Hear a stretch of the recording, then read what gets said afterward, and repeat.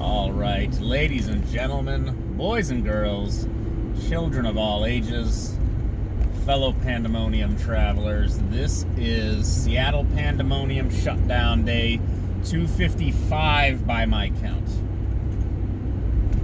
So what's going on? What's going down? We've got continued election shenanigans because 2020 is a living nightmare.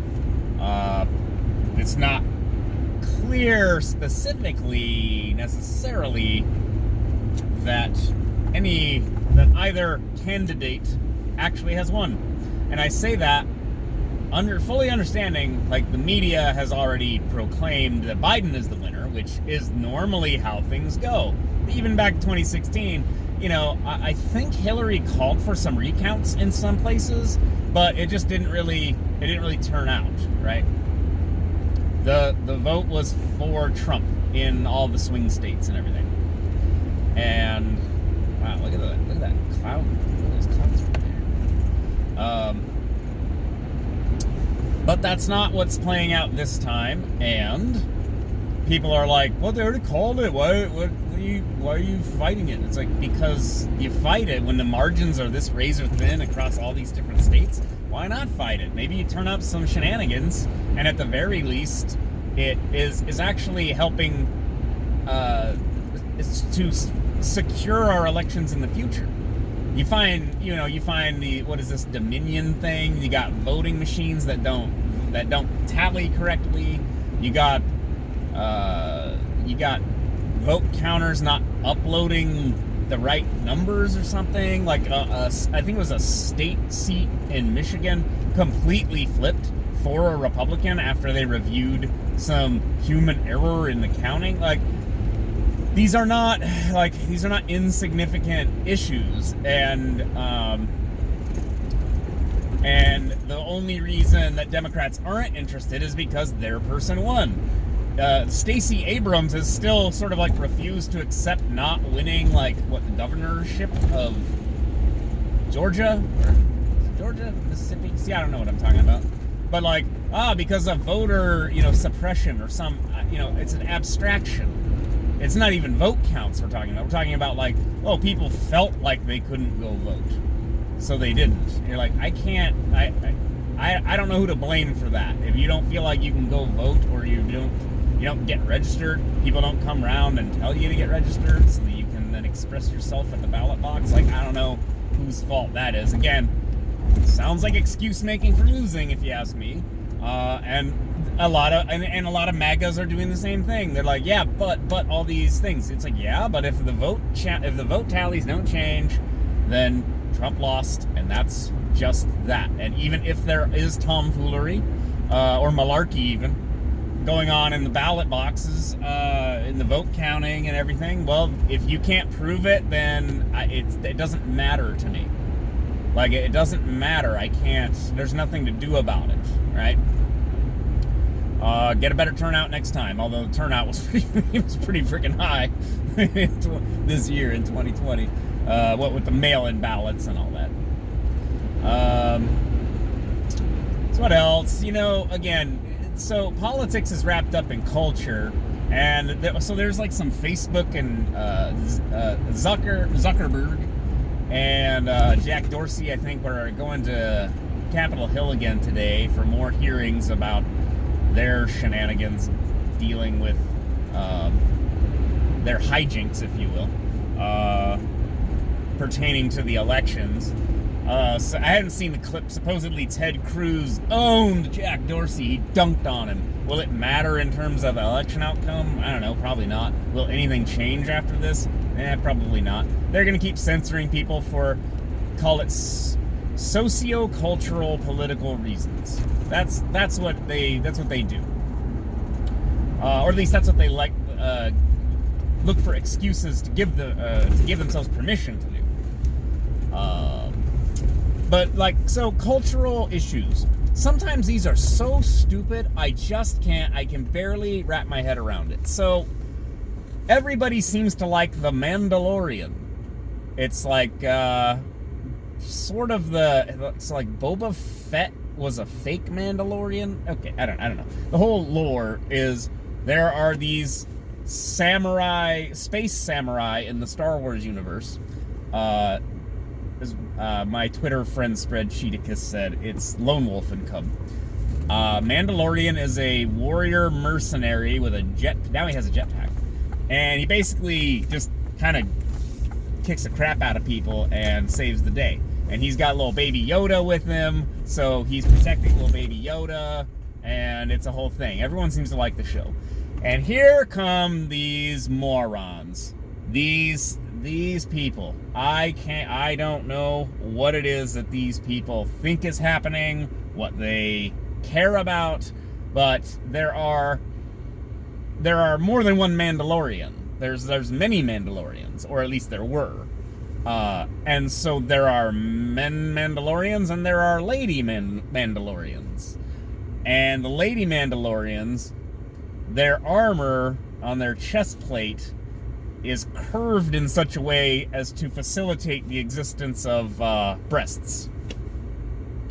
And you have this chucklehead, Anita Sarkeesian, who I can't believe is a serious person, saying that this is like discriminatory against trans people or some nonsense, that there are lady Mandalorians that have boob armor.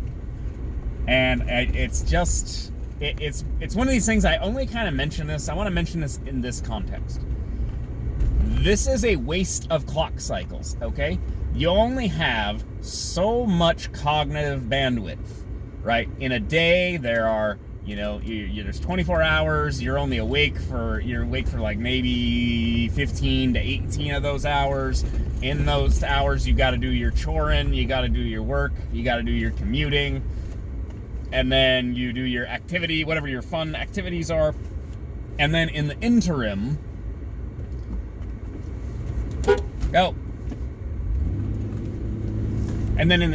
you do things like read news and read analysis of the news. And this is garbage that distracts you from real things that matter. Like, it does not matter in the real world one iota that there are lady warriors in a Star Wars program that have boob armor. It simply does not matter. It does not negatively impact trans people or whatever it was that she was saying. It doesn't negatively impact women. It is idiotic nonsense. It just does not matter. But so now I'm wasting my time talking to you about how it doesn't matter, right? And now you're listening to me, so like I'm wasting my own time on my own, my own program talking about something that doesn't matter because I'm trying to tell you it doesn't matter. And it's one of these things where, in terms of culture war stuff, it is just so asinine that like somebody like Anita Sarkeesian can put out a tweet like that. It is meaningless trash, but then you have to critique it because there are people who take it seriously. Oh, this is a serious issue. No, it is not. And there's another non-scandal, which is, I believe this is just like marketing. Baby Yoda ate some alien eggs, and people got upset that he ate some alien eggs out of a vat or whatever. And it's just like, this just does not matter. I don't know, especially this year. This wouldn't have mattered last year. These same issues in these like media culture issues. It wouldn't have mattered last year. It sure as hell doesn't matter now. Like I don't know how to get to this matters, Oh. Yeah. Uh-oh. The year rolls on. Speaking of movies and stuff, I tried to watch Battle Angel Alita, which we didn't finish it. I liked it. I mean, I want to finish it. It's got neat stuff in it. But like, I read the manga and I saw the anime like way back in like the late 90s, I think. Go! And it's a great story. You like Alita. there's kind of a mystery to it. There's like cool character designs. Like the action is cool. There's just a lot of cool stuff. It's fun. And you like Alita. And in the movie, it's like you do like her. She's sort of charming despite being kind of odd looking with the big eyes. Like, they did a weird thing where they took her anime look, which anime characters always have huge eyes, and then put her in a world where everyone else looks normal. And it's just kind of odd because in the manga and the anime, there are other characters that look like anime characters, so it's like they did a hybrid thing, and it's just kind of odd. I don't know, sort of an odd look. But the choreography of the fight sequences and stuff is really cool. The action's cool. I think one of the problems is that they kind of made her into a Mary Sue, and I mean, I guess she was a Mary Sue in the. If you don't know what that means that like she just always comes out on top and she has no real flaws. Like, she can't remember who she is. That's like part of her character. That's like her only flaw. Other than that, it's like she's pretty, she's kind, she's agile, she's strong, she knows martial arts, she knows how to use weapons, she's fearless, she's bold. It's like she has no real flaws except she can't remember who she is. And so as the fight sequences and stuff progress, it's like imposing characters just get tossed aside by her, and then you're like, oh, well, this big scary guy is also gonna get tossed aside. And that's just like kind of how that is. It's like it sort of becomes less interesting because there's no stakes because she's a Mary Sue. But it looks amazing. They did a really great job with like the character designs and stuff. Like it's all very visually it's very like cool. But of course it was James Cameron, so like the CG is all pretty well integrated and everything. There's some cool characters and stuff, but I don't see a sequel. And there is a sequel based on the amount of movie left. They're not getting to the other stuff that is in the other preceding books. Okay. Let's get it going.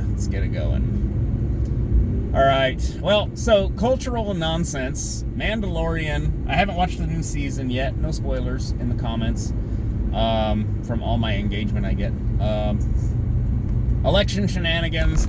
Again, show me, don't tell me. Show me something. Show me something significant that is relevant to the election. Show me something that actually is going to impact something and affect an outcome. Otherwise, you're just being mad partisan hacks, and you're going to have to cope. You need deep breaths of copium. All right, that's enough from me for one day. I'll talk to you guys later. Bye.